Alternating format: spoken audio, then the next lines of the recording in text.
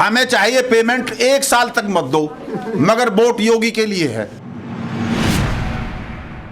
अखिलेश सरकार में 800 दंगे हुए जी। क्या योगी सरकार में कोई दंगा हुआ?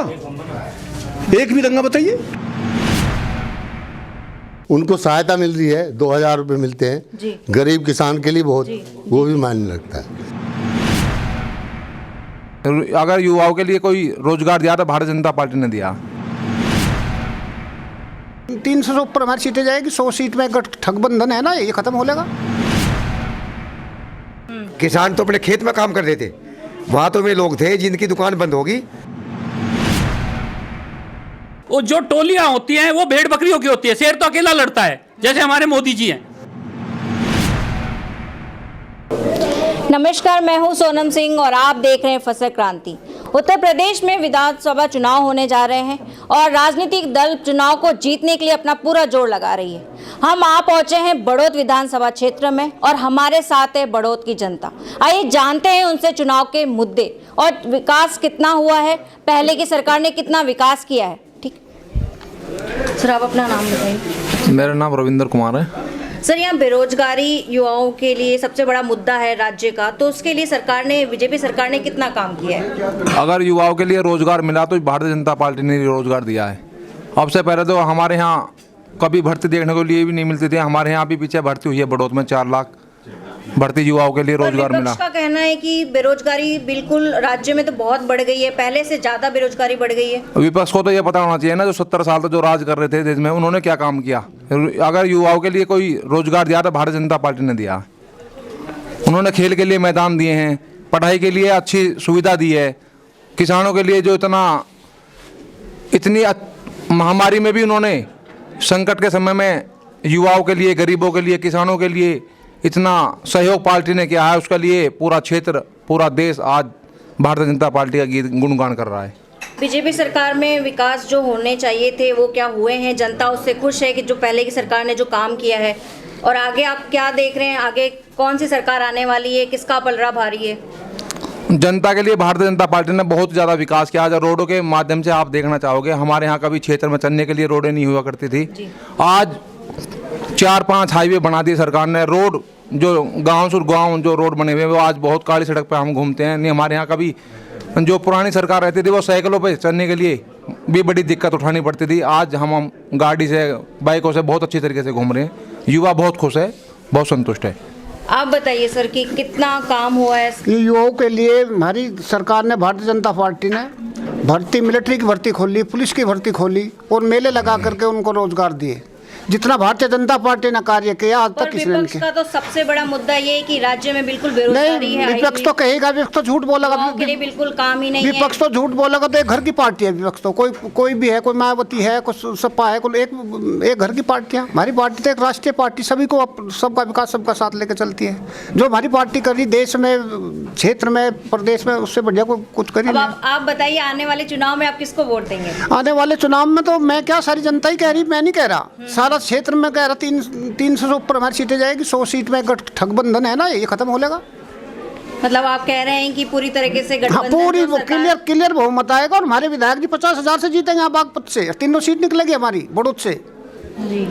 आप बताइए सर, बेरोजगारी का जो काम है कम हुआ है या नहीं हुआ है? बेरोजगारी काम पहले से काफ़ी कम हुआ है। पहले ज़्यादा बेरोजगारी थी, अब कम है। ये झूठी बातें हैं, झूठी अफवाहें हैं। अगर बेरोजगार है, कौन कह रहा बेरोजगार है? पहले से ज़्यादा नौकरियां, सर्वे उठा के देखो आप जी। लिखित में है, कोई झूठे आंकड़े नहीं है। लिखित में देखो पहले कितनी भर्तियां थी, कितने धांधलेबाजी थी। अब की बार निष्पक्ष भर्तियां हुई हैं। हमारे बागपत बड़ौद में सबसे पहले यहाँ बीजेपी सरकार ने यहाँ पे भर्तियां करवाई हैं। इससे पहले मेरठ जाते थे, दिल्ली जाते थे, कभी बाहर मतलब बच्चे जाते थे, तो वहाँ पे भर्ती उन्हीं की लोगों की होती थी जो कि उस पार्टी से विलोम करते थे।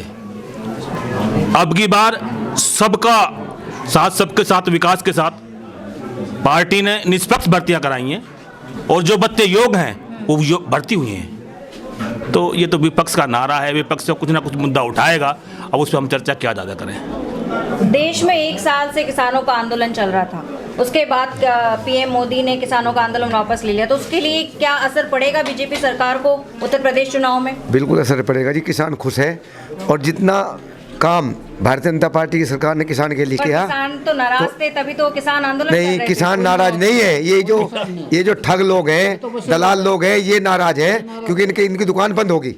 किसान खुश है, किसान सम्मान निधि बराबर मिल हम भी तो है। और देखिए, किसान भी तो बैठे थे आंदोलन में। नहीं मैडम, वहाँ किसान बैठे नहीं थे।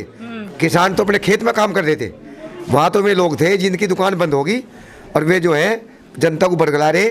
किसान भी खुश है और सब। पीएम मोदी ने तो माफी मांग के किसानों का आंदोलन वापस लिया था। देखिए ऐसा है, हमारे जो प्रधानमंत्री हैं वे जो है देश के लिए जीते हैं। उन्होंने अपना परिवार छोड़ दिया।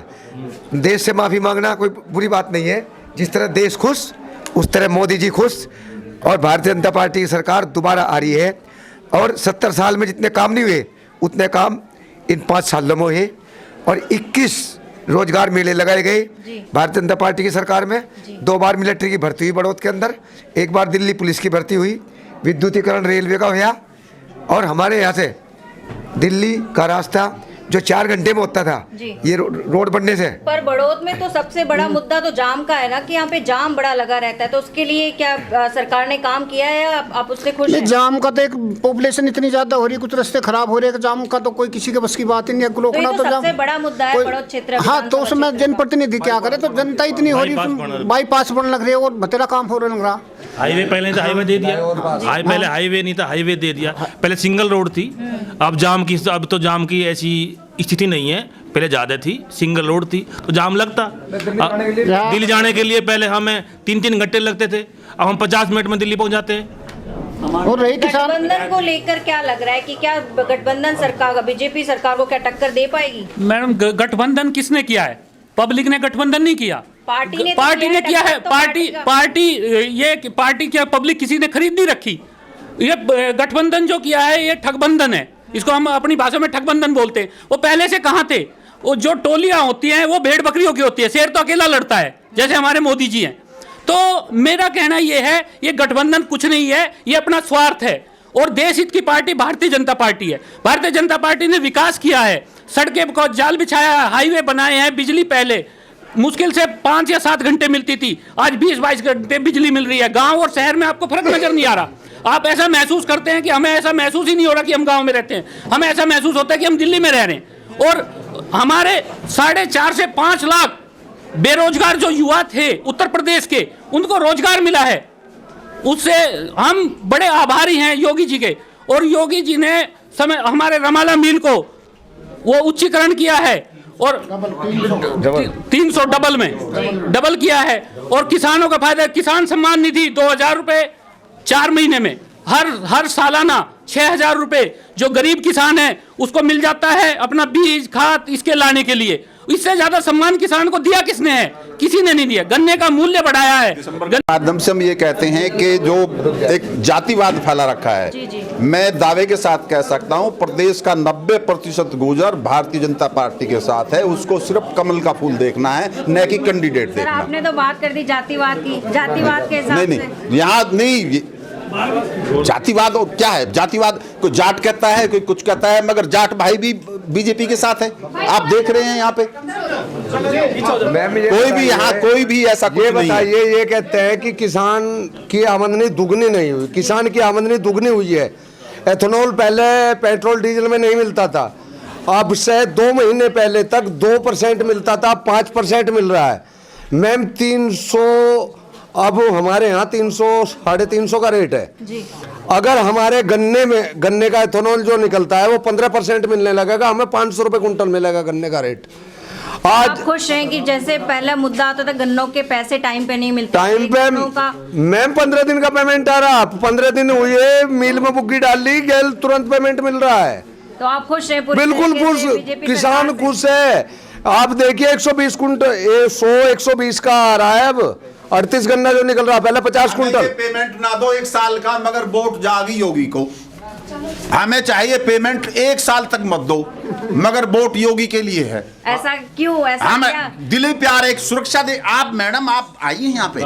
आप अगर 2017 से पहले यहाँ आती तो आपको 1000 बार सोचना पड़ता।